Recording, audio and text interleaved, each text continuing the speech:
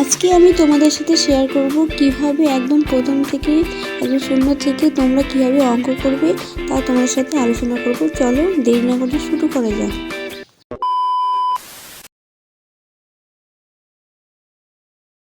Hello everyone, welcome back এর new blog. তোমরা তো প্রথমেই শুনলে, আজকে তোমাদের সাথে শেয়ার করব কিভাবে শূন্য থেকে একদম অঙ্ক কিভাবে তোমরা করবে। তো আমিও প্রথম অঙ্ক ভালো পারতাম না। চঞ্চল ঘোষ, তারপর সুবীর দাসের এই যে বইটা দেখতে পাচ্ছ, এটা হচ্ছে সুবীর দাসের বই। তো আগে চঞ্চল ঘোষের বইটা আমি কমপ্লিট করেছি, তারপরে সুবীর দাসের বই থেকে করছি, মানে প্র্যাকটিসও করছি আবার প্রথম থেকে। যেহেতু এখন WBSSCর পরীক্ষা আছে, তোমরা তো তোমাদেরকে তো আগেই বলেছি, তো পরীক্ষা আছে আমার, তার জন্য আমি অঙ্কগুলো সিলেবাস ধরে করছি। যেমন এভারেজের, তারপর হচ্ছে পার্সেন্টেজ, সরল সুদ, তারপর হচ্ছে রেশিও, এগুলো অঙ্কগুলো আছে, মানে এই সিলেবাসগুলো আছে। তো ওইগুলোই প্রথম থেকে একবারে মানে প্রথম সিলেবাস ধরে ধরে অঙ্কগুলো করতে হবে। তো আমিও ভালো পারতাম না গো, এই আস্তে আস্তে শিখেছি। তোমরা তো জানো এখন ইউটিউবে অনেক ফ্রি ক্লাস, যারা মানে পেড ব্যাচ কিনতে পারবে না, ফ্রি ক্লাসও অনেক ভালো ভালো স্যারেরা আছেন যারা ভালো অঙ্ক শেখায়। তোমরা যদি জানতে চাও আমি বলে দিচ্ছি, আমিও করেছি TWS একাডেমি থেকে আমি শিখেছি। সত্যি কথা বলতে বেসিক অঙ্কগুলো আমি মোটামুটি ফিরোজ স্যারের কাছ থেকে শিখেছি। তারপর তো ওই মনোজ স্যার এখন করাচ্ছেন, মানে ফিরোজ স্যার দুজনেই করাচ্ছেন। আমি বেসিকটা হচ্ছে ফিরোজ স্যারের কাছ থেকে শিখেছি। তো যেহেতু সেই 10 লেভেলের অঙ্ক আমরা সেই ক্লাস 10-এ করি, তারপর হয়তো ভুলেই গেছি, মানে সত্যি ভুলেই গেছি।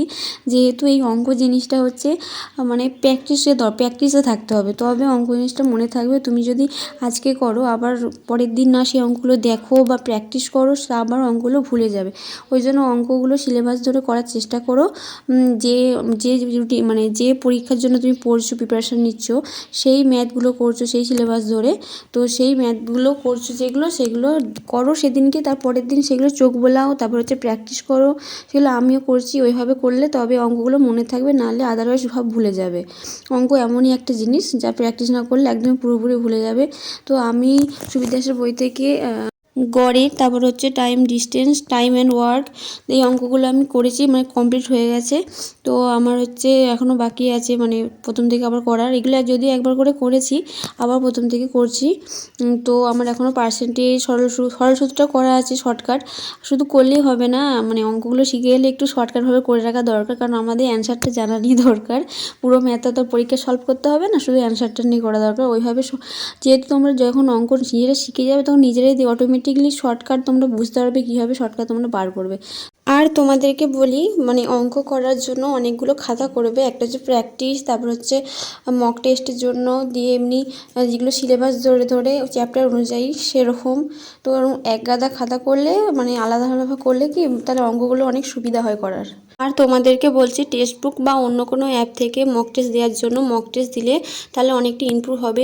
কোথায় কোন ম্যাথগুলো ভুল হচ্ছে সেইগুলো আমরা দেখতে পাবো। তাই জন্য মক টেস্ট দেওয়াটা অত্যন্ত জরুরি। তাই ডেলি মক টেস্ট দিতে থাকো। WBSSC গ্রুপ ডির এক্সাম আমার থাকলেও, আমার অ্যাকচুয়ালি রেলের এক্সামের টার্গেট। তো আমি ওই জন্যে ট্রেন সংক্রান্ত যে অঙ্কগুলো, ওটা এই সিলেবাসে নেই, তবু ওগুলো আমি করছিলাম। তো ওগুলো ওখানে আছে বলে আমার এগুলো আরও প্র্যাকটিস হয়ে যাবে, ওই জন্য করছিলাম। তাই তোমাদেরকে বলছি, তোমরা যে এক্সামের জন্য প্রিপারেশান নাও না কেন, যে কোনো ম্যাথ করার আগে মানে সিলেবাস ধরে আর চ্যাপ্টার ধরে ধরে করো, তাহলে দেখবে অনেকটা ইমপ্রুভ হবে তোমাদের। তো ভিডিওটা আজকে এর মতো এখানেই শেষ। দেখা হচ্ছে নেক্সট ভিডিওতে। বাই।